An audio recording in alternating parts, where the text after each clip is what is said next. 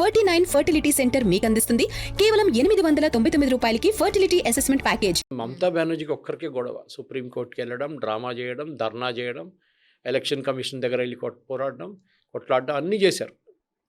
కానీ finally supreme court said nothing doing, it is a legal correct constitutional provision. కానీ election కమిషన్కి ఇంకొక order కూడా ఇచ్చారు. అదే మమతా బెనర్జీకి పెద్ద ఒక దెబ్బ. ఏంటది? ఈ డిలీట్ చేసిన వాళ్ళ పేర్లు, అది చనిపోయిన వాళ్ళు ఉండొచ్చు, డూప్లికేట్ ఓటర్స్ ఉండొచ్చు, పర్మనెంట్లీ మైగ్రేటెడ్ ఉండొచ్చు, ఆర్ అండర్ అడ్జుడికేషన్. 4 కేటగిరీస్ ఉన్నాయి. అడ్జుడికేషన్ అంటే వింటున్నారు, ఇంకా జడ్జెస్ వాళ్ళ కేసులు వింటున్నారు, ప్రతి కేసు చెక్ చేస్తున్నారు, పేర్లు తప్పుంది, ఎందుకంటే వీళ్ళ పేర్లు వీళ్ళ నాన్నగారు బామ్మగారి పేరుతో మ్యాచ్ కావట్లేదు. అట్లాంటి చాలా ఇన్సిడెన్సెస్ ఉంటాయి. సో అండర్ అడ్జుడికేషన్ పెట్టారు దాన్ని. ఇంకే స్టేట్లో ఈ ప్రొవిజన్ ఇవ్వలేదండి, ఓన్లీ సుప్రీంకోర్టు బెంగాల్లో ఇచ్చారు ఇది. తమిళనాడులో డిలీట్ చేసిన వాళ్ళకి ఇట్లాంటి ఏం ఆపర్చునిటీ ఇవ్వలేదు, డిలీట్ అంతే. కానీ బెంగాల్లో పోనీ అండి మళ్ళీ ట్రై చేద్దామని చెప్పి ఇంకోసారి వాళ్ళకి ఆపర్చునిటీ ఇస్తున్నారు, మీరు కాగితాలు తీసుకురండి చూద్దామని చెప్పి. కానీ వాళ్ళ దగ్గర కాగితాలు ఏం లేవు, దానికోసం పారిపోతున్నారు. మీరు మాల్డా, ముర్షిదాబాద్, 24 పర్గనాస్ అంటే south and north Parganas, Siliguri వైపు నార్త్ బెంగాల్లో చూసుకుంటే చాలా మటుకు పాపులేషన్ మేట్రిక్స్ మారిపోయింది. డెమోగ్రఫీ అంటారు దాన్ని. అంటే 20% ఉన్న ముస్లిం సడన్లీ 40-45% అయిపోయారు. 60% ఉన్న హిందువులు 50% అయిపోయారు. ఇది ఎట్లా జరుగుతుంది? సో మీకు కొన్ని ఫిగర్స్ ఇస్తాను నేను, సో దాంతోనే మీకు కొంచెం ఐడియా వచ్చేస్తుంది as it is where what is happening అనేది. ఓకే. ఆల్ ఇండియా లెవెల్లో మొత్తం భారతదేశం తీసుకుంటే 1951 మన ఫస్ట్ సెన్సస్ జరిగింది. 1951లో మన రిపబ్లిక్గా మనం ప్రఖ్యాపించింది మన 1950లో. 47లో మనకి ఇండిపెండెన్స్ వచ్చింది అంతే. We are still a dominion status under the British queen మన హెడ్ ఉండే ఆ టైంలో. కానీ 1950లో మన కాన్స్టిట్యూషన్ రాసి కాన్స్టిట్యూంట్ అసెంబ్లీ అడాప్ట్ చేసి ఓటింగ్ జరిగిన తర్వాత మనం రిపబ్లిక్ అయిపోయాం 26 జనవరి 1950. 51లో సెన్సస్ జరిగింది. ఆ సెన్సస్లో భారతదేశంలో ఉన్న హిందువుల సంఖ్య 84.1%, 84.10%. టోటల్ పాపులేషన్ది 84% హిందువులు ఉన్నారు. ఆ హిందువులు 2011 లాస్ట్ సెన్సస్ 2011 నడిచింది. దాని తర్వాత సెన్సస్ కాలేదు, కోవిడ్ వచ్చింది, ఇప్పుడు కొత్త సెన్సస్ స్టార్ట్ అయింది. అది ఇప్పుడు జరుగుతున్న సెన్సస్ దాన్ని తీసి 2028 దాకా దాని రిజల్ట్స్ రావచ్చు మనకి. కానీ మనం చూడాల్సింది ఏంటంటే 84% ఉన్న హిందువులు 1951లో ఇప్పుడు 2011కు వచ్చిన ఆ సెన్సస్ జరిగినప్పుడు 79% పడిపోయారు. 4.3% హిందూ పాపులేషన్ తగ్గింది. అవును. యాక్చువల్లీ ఒక ఫ్యామిలీలో 2 పిల్లలు పుడితే అన్న ఫ్యామిలీ సైజ్ పెరుగుతుంది. Number of Hindus would have gone up by 10 to 12 to 14%. దాని బదులు 4% తగ్గింది. ఆలోచించండి అప్పుడు.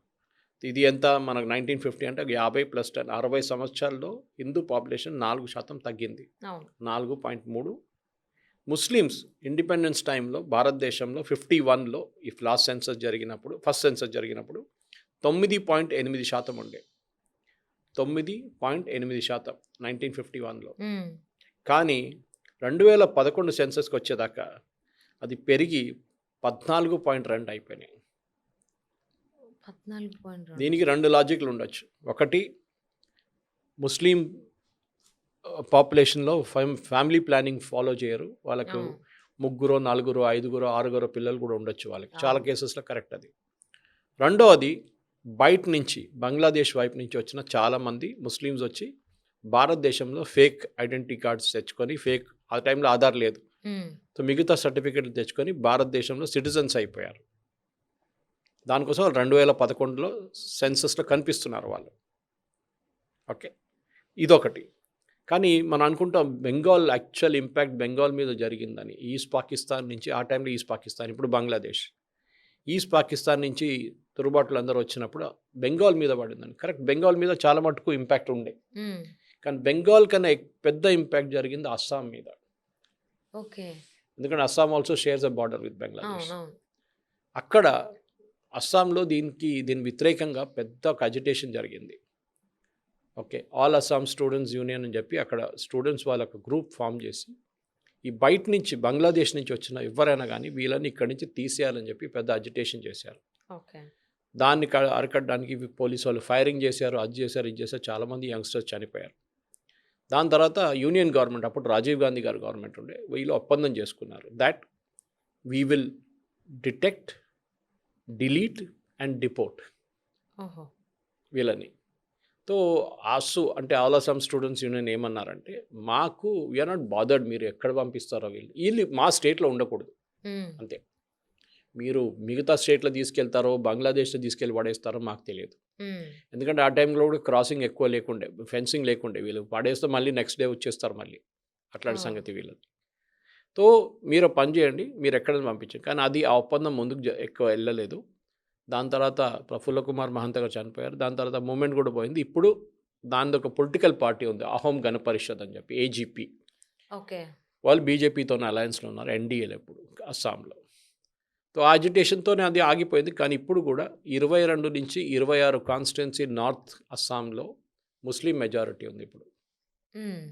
ఓకే, అంటే వీళ్ళు డిటెక్ట్ చేసి డిపోర్ట్ చేయలేదు. బద్రుద్దీన్ అజ్మల్ అనే ఒక పేరు విని ఉంటారు మీరు. ఏఐయుడిఎఫ్ అనే ఒక పార్టీ ఉంది. వాళ్ళకి ఈ ఎలక్షన్లో చాలా తక్కువ సీట్లు వచ్చినాయి, కానీ పోయిన ఎలక్షన్లో వాళ్ళకి 21 సీట్లు వచ్చినాయి. సో దే వెరీ పవర్ఫుల్ ఆ ఏరియాలో. ఈవెన్ మన ఎంఐఎం వెళ్ళి పోటీ చేశారు, అక్కడ సపోర్ట్ కూడా చేశారు ఈసారి. సో అస్సాంలో హిందువుల సంఖ్య ఎంత అని చూద్దాం మనం. 1961 సెన్సస్ తీసుకుందాం. హిందువుల పాపులేషన్ 1961లో 69.75. హిందువుల పాపులేషన్ అస్సాం పర్సంటేజు మొత్తం 100%లో హిందూ పాపులేషన్ 1961లో 69.75, హ్మ్. 70 అని పెట్టుకుందాం. ఆ! 2011 సెన్స్కి వచ్చేదాకా అది తగ్గి 61.46, 61.46% అయిపోయింది, పడిపోయింది. అవును. ఆల్మోస్ట్ డెకెడల్ గ్రోత్, అంటే యాక్చువల్ గ్రోత్ చూస్తే 11% పడిపోయింది. ఆ! ఓకే, ముస్లిమ్స్ అదే టైంలో 24%లో ఉన్న ముస్లిమ్స్ 1961లో పెరిగి 34%కి వెళ్ళిపోయారు. ఓకే, అబ్బో! ఆ గ్రోత్ మొత్తం చూసుకుంటే 38% గ్రోత్. హిందూస్‌లో తగ్గిందంతా అంతే. మన దాంట్లో తగ్గిందంతా అక్కడ పెరిగిపోయింది. దానికన్నా ఎక్కువ. మన దాంట్లో ఆ! తగ్గింది 11%, వాళ్ళు పెరిగింది 38%. హ్మ్. సో ఎక్కడి నుంచి వచ్చారు? ఆబ్వియస్లీ బయట నుంచి వచ్చిన వాళ్ళు. ఆర్ మీరు మీ పాపులేషన్ కంట్రోల్ చేయకుండా అన్లిమిటెడ్గా మీరు పిల్లలు బొట్టి క్రికెట్ టీం తయారు చేసుకున్నారు మీరు. ఓకే, అవును. అదొకటి. నౌ దీనికన్నా పెద్ద ఒక ఇన్సిడెంట్ ఏం జరిగిందంటే, ఒక సంవత్సరం ముందు ఆల్మోస్ట్ జార్ఖండ్ హైకోర్టులో ఒక కేసు వచ్చింది. Okay. Jharkhand is a tribal state, హ్మ్. మోస్ట్లీ ట్రైబల్స్ ఉంటారు అక్కడ. హ్మ్. అక్కడ ఎవరో కేసు వేసారు వచ్చి, ట్రైబల్ అమ్మాయిల్ని ముస్లిం యంగ్స్టర్స్ బంగ్లాదేశ్ నుంచి వచ్చిన వాళ్ళు పెళ్లి చేసుకొని వాళ్ళు పిల్లలు అనుకుంటున్నారు, కానీ వాళ్ళు మతం మార్చట్లేదు, పిల్లల రిలీజన్ మార్చుతున్నారు, కానీ అమ్మది రిలీజన్ అదే ట్రైబల్ స్టేటస్లో ఉంచుకుంటున్నారు. ఇది ఒక ఆరోపణ చేశారు వాళ్ళు. సో హుహు. దీన్ని హైకోర్టు చాలా సీరియస్గా తీసుకున్న, వాళ్ళు డేటా చూసిన తర్వాత ఏమన్నారంటే, స్టేట్ గవర్నమెంట్ని దీన్ని ఇన్వెస్టిగేట్ చేయమన్నారు డీజీ పోలీస్ దగ్గర. ఎందుకు జరుగుతుంది, ఎవరు వీళ్ళు వచ్చి ట్రైబల్ అమ్మాయిలను ఎవరు పెళ్లి చేస్తున్నారు? యాక్చువల్లీ అగేన్స్ట్ ద రూల్స్ అన్నమాట, హ్మ్. చేయలేరు. మీకు గుర్తుంటుంది, ట్రైబల్ ఏరియాస్ ఈవెన్ మీరు ల్యాండ్ కొనలేరు. మీరు అరకు వైపు వెళ్తే కూడా మీరు ల్యాండ్ కొనలేరు, అక్కడ అవును. ట్రైబల్ రైట్స్ ఉంటుంది వాళ్ళకి. సో వీళ్ళెవరు అని అడిగారు. వీళ్ళెవరని జార్ఖండ్ గవర్నమెంట్ ఇప్పుడు దాకా చెప్పలేదు, ఎందుకంటే అక్కడ కాంగ్రెస్ అలయన్స్లో ఉన్నారు. హుహు. చాలా క్లియర్ రీజన్స్ ఇది. అదే. కానీ మనం చూడాల్సిందంటే వెస్ట్ బెంగాల్లో జరిగిన 1951 సెన్సస్లో 19% ముస్లిమ్స్ ఉన్న ముస్లిమ్స్ 2011కి వచ్చేదాకా 27% అయిపోయింది, హుహు. 7.55% పెరిగింది. కానీ వెస్ట్ బెంగాల్ జార్ఖండ్ బార్డర్ దగ్గర ఉన్న డిస్ట్రిక్ట్స్లో కూడా ఇదే జరిగింది. 1951లో 9.44% ఉన్న జార్ఖండ్, అంటే జార్ఖండ్ లేదు అప్పుడు, బీహార్ ఉంది అప్పుడు, హ్మ్. కానీ they share a common border with west Bengal. Okay. కానీ 2011కి వచ్చేదాకా ఈ జార్ఖండ్ బీహార్ బార్డర్, అంటే బెంగాల్ జార్ఖండ్ బార్డర్ తీసుకోండి, ఇప్పుడు 22% అయిపోయారు ముస్లిమ్స్. 9% ఓహ్! నుంచి పెరిగి 22%. వీళ్ళు ఎక్కడి నుంచి వచ్చారు? సన్నీ దేవల్ మూవీలో ఏదో ఒక సినిమాలో ఉంది అట్లా, కహా సే ఆతే ఏ లోగ్, పతా నీ ఎక్కడి నుంచి వచ్చారు వీళ్ళందరూ. సో అది 13% పెరిగింది అక్కడ. సో మీరు హ్మ్. చూస్తున్న ఏంటంటే కంటిన్యూస్గా ముస్లిం పాపులేషన్ ఈ బార్డర్ డిస్ట్రిక్ట్స్లో పెరుగుతుంది. అవును. మీరు ముర్షిదాబాద్, మాల్డా, సౌత్ పర్గనాస్, నార్త్ పర్గనాస్ చెప్పాను చూడండి, అంతా ముస్లిం డామినేటెడ్ అయిపోయింది. హ్మ్. ఒక 42% ఉన్న పాపులేషన్ పెరిగి 65 అయింది మాల్డాలో, ముర్షిదాబాద్లో కూడా అదే. ఎక్కడి నుంచి వచ్చారు ఇంతమంది? సో ఆబ్వియస్లీ వీళ్ళందరూ బంగ్లాదేశ్ నుంచి వచ్చినారు.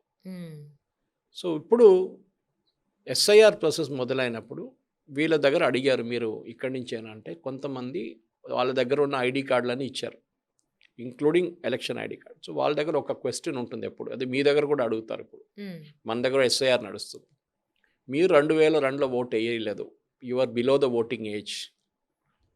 ఇప్పుడు మీరు వేసి ఉంటారు 2024లో అంతా, కానీ మీ లింక్ చేయాలంటే మీ నాన్నగారు అమ్మగారు ఓట్ వేసారా లేదా ఆ టైంలో 2002లో ఎక్కడ వేసారు ఓటు, దాన్ని బట్టి అక్కడి నుంచి లింక్ స్టార్ట్ అవుతుంది. That's called progeny mapping.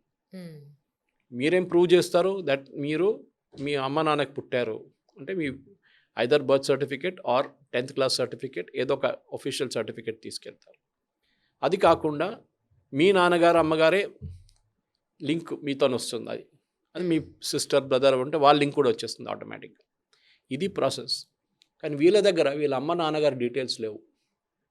Bangladesh నుంచి వచ్చిన వాళ్ళు చాలామంది వాళ్ళే వచ్చేసారు, వాళ్ళ అమ్మ నాన్నగారు రాలి వాళ్ళు అక్కడే ఉన్నారు. కొంతమంది పుట్టే ముందు అమ్మ నాన్నగారు వచ్చిన తర్వాత వాళ్ళు ఇక్కడ పుట్టారు. కొంతమంది వాళ్ళ దగ్గర బర్త్ సర్టిఫికేట్ ఉంది, కానీ వాళ్ళ అమ్మ నాన్నగారి పేరు ఒఫీషియల్ రికార్డ్స్లో ఎక్కడ లేదు. పేరు రాసుకున్నారు కానీ 2002 ఎలక్ట్రల్ రోల్లో కనిపించట్లేదు. ఇప్పుడు అమ్మ నాన్నగారు ఏజు 60-65 అయిపోయింది, కానీ వాళ్ళు 2024 ఎలక్షన్లో ఓటేశారు. అంటే మీరు ఇన్ని సంవత్సరాలు మీరు ఓటు వేయలేదు. లాస్ట్ మీకు 60 సంవత్సరాలు అయింది, 20 సంవత్సరాలు మీ ఫస్ట్ ఓటు మీరు వేసి ఉంటారు. 40 సంవత్సరాలు మీరు ఓటు వేయలేదా? ఎందుకు వేయలేదు? ఈ ప్రశ్న అడుగుతున్నారు. దాని నుంచే వీళ్ళని డిలీట్ చేశారు. అంటే వీళ్ళు ఇక్కడ వాళ్ళు కాదు, వీళ్ళు అక్కడి నుంచి వచ్చిన వాళ్ళు. ఇప్పుడు సువేందు అధికారి ఏం చెప్పారంటే, మిమ్మల్ని మేము తీసుకెళ్ళి పోలీస్ స్టేషన్లో తీసుకెళ్ళి కేసులు పెట్టి మళ్ళీ మిమ్మల్ని జైల్లో తీసుకెళ్ళి రిమాండ్ చేయించి జైల్లో తీసుకెళ్ళి అంతా మేము చేయము. మా దగ్గర ఒక చట్టం ఉంది పాతది, దాన్ని దులిపి మంచి క్లీన్ చేసి తీసుకొచ్చారు. ఏంటి, ఎవరైనా ఇట్లాంటి అన్డాక్యుమెంటెడ్ ఇల్లీగల్ మైగ్రెంట్స్ దొరికితే వాళ్ళని డైరెక్ట్ మీరు బిఎస్ఎఫ్కి అప్పగించవచ్చు, బార్డర్ సెక్యూరిటీ ఫోర్స్కి. మీరు ఈ కోర్టులు కచేరీలు వెళ్ళక్కర్లేదు, డైరెక్ట్. అది ఇప్పుడు జరుగుతుంది. అంటే బోర్డర్ సెక్యూరిటీ ఫోర్స్కి ఇస్తే వాళ్ళు ఏం చేస్తారు? ఎక్స్ప్లెయిన్ చేస్తాను మీకు. ఇది దానికన్నా ముందు ఇంకో చిన్న ఒక స్టోరీ ఉంది. వీళ్ళని ఎట్లా దొరికారు వీళ్ళందరూ? దీనికన్నా ముందు కూడా ఎన్నోసార్లు వార్నింగ్ ఇచ్చిన తర్వాత కూడా వీళ్ళు వెళ్ళలేదు. ఎందుకు? ఈసారి ఏం చేశారంటే సువేందు అధికారి గవర్నమెంట్ దగ్గర డీటెయిల్స్ ఉంది. ఈ 1 కోటి మందిని డిలీట్ చేశారు, ఆల్మోస్ట్ 97 లక్షల మంది డిలీట్ చేసి వేసిపోయి వాళ్ళ డీటెయిల్స్ ఉంది అడ్రస్తో సహా. వాళ్ళ అడ్రస్కి పోలీసు వాళ్ళని పంపించారు. ప్రతి డిస్ట్రిక్ట్, ప్రతి జిల్లా, ప్రతి కాన్స్టిట్యుయెన్సీ, ప్రతి గల్లీ పోలీసు వాళ్ళని పంపించి మీరు చెక్ చేయండి వీళ్ళు ఇక్కడ ఉన్నారా లేదా అని. వీరు వస్తున్నారని తెలియంగానే వీళ్ళందరూ ఎక్కడి నుంచి బోరీ బిస్తర్ తీసుకుని పారిపోయారు. రెండవది, వీళ్ళ ల్యాండ్ లార్డ్స్, వీరు ఎక్కడైనా అద్దెకు ఉండాలి కదా, సొంతంగా ఇల్లు కొనలేరు, వీళ్ళు అక్కడ వాళ్ళు కాదు. అద్దెకింటున్న ఇల్లులో ఓనర్ దగ్గర వెళ్ళి వీళ్ళందరూ పోలీసు వాళ్ళు వార్నింగ్ ఇచ్చారు, మీ దగ్గర ఎవడైనా అన్డాక్యుమెంటెడ్ మైగ్రెంట్స్ ఉంటే ఒకటి వాడిని అరెస్ట్ చేస్తాం, వాడిని డిపోర్ట్ చేసేస్తాం, మీ మీద ఒక కేసు వస్తుంది ఇల్లీగల్గా మీరు ఉంచుకున్నారని. ఓనర్ సడన్లీ లేచి పొద్దున్న లేవగానే లేచి వాడి దగ్గర వెళ్ళి నీ దగ్గర ఆధార్ ఉందా, నీ అది ఉందా, ఇది ఉందా అనగానే వాడి దగ్గర ఏం లేదు, ఉంటుంది కూడా ఫేక్ తెలిసిపోతుంది. ఓకే, ఇమ్మీడియట్లీ వీళ్ళు అక్కడ డోర్ అంతా లాక్ చేసి వీళ్ళు కూడా పారిపోయారు. ఇప్పుడు ఆల్మోస్ట్ 20,000 మంది అంటున్నారు, కొంతమంది 40,000 మంది వెళ్ళారు అంటున్నారు. చాలా బార్డర్ చెక్ పోస్ట్ ఉన్నాయి, మనం చూస్తుంది 1-2. తో మీరు అడిగారు బిఎస్ఎఫ్ ఏం చేస్తారు వీళ్ళని. ఒకసారి ఫర్ ఎగ్జాంపుల్ ఒక ఫ్యామిలీ వచ్చింది అనుకోండి బిఎస్ఎఫ్ దగ్గర వచ్చి, మేము బంగ్లాదేశ్ నుంచి Khulna, most of them are from Khulna across the border, Khulna నుంచి వచ్చాం మేము, మమ్మల్ని మేము తిరిగి అక్కడికి వెళ్ళిపోతాం, మేము అక్కడి నుంచి వచ్చిన వాళ్ళం, ఒక 5 సంవత్సరాల ముందు వచ్చాము మేము, అక్కడ ఉద్యోగం లేదు ఏం లేదు, ఇక్కడ వచ్చేదో పని చేసుకుంటున్నాం. మోస్ట్ ఆఫ్ దమ్ వీళ్ళు bike mechanic, air conditioning mechanic, లేకుంటే వీళ్ళు కొంతమంది షాప్లో పనిచేస్తారు, మహిళలేమో గిల్లు దోముకుంటారు మేడ్గా. అండ్ వీళ్ళందరూ ఇట్లాంటి లో లెవెల్ జాబ్స్ చేస్తారు, ఎక్కడ గవర్నమెంట్ ఇంటరాక్షన్ లేని జాబ్స్. ఎక్కడైనా మీరు గవర్నమెంట్ ఇంటరాక్షన్ ఉన్న జాబ్ తీసుకున్నారనుకోండి, ఆటోమేటిక్లీ మీ వంటి ఒక చెక్ వస్తుంది, మీరు ఎక్కడి నుంచి వచ్చారో డీటెయిల్స్ ఎంటర్ చేయండి. అది లేకుండా హౌస్ మేడ్గా పనిచేస్తే ఎవరు అడగరు, మీరు బెంగాలీ మాట్లాడుతున్నారో ఓకే బెంగాలీ వాళ్ళు అనుకుంటారు, కానీ వీళ్ళు వచ్చింది అక్కడి నుంచి. సో బిఎస్ఎఫ్ వాళ్ళు ఏం చేస్తారంటే ఫ్యామిలీని పిలుస్తారు, ఒక రండి అందరు కూర్చోండి, మీ పేరెంటమా, పేరెంట్ అందరు పేర్లు చేసుకుంటారు, మీ అడ్రస్ చెప్పండి, మేము అక్కడ ఖుల్నా నుంచి వచ్చా, ఖుల్నాలో అడ్రస్ ఎక్కడ నాకు గుర్తులేదు, ఓకే ఖుల్నా రాసుకుంటారు. మళ్ళీ మీరు ఎక్కడెక్కడ ఉన్నారు, దమ్దమ్లో ఉన్నాం, ఓకే దమ్దమ్లో ఎక్కడున్నారు ఏదో అడ్రస్ చెప్తే రాసుకుంటారు. దాని తర్వాత వీళ్ళ 10 ఫింగర్ ప్రింట్లు తీసుకుంటారు స్కానర్ మీద. మనం మీకు గుర్తుంటుంది ఆధార్ కార్డ్ బుక్ చేసినప్పుడు, ఆధార్ కార్డు వచ్చినప్పుడు మీరు చేశారు ఈ ప్రాసెస్. అవును అవును ఓకే, ఈ 10 ఫింగర్ ప్రింట్స్ తీసుకున్న తర్వాత మీ ఐరిస్ స్కాన్ చేస్తారు. అది కూడా ఆధార్ టైంలో జరిగింది కెమెరా. అవును వీళ్ళు ఇది రికార్డ్ సేవ్ చేస్తారు.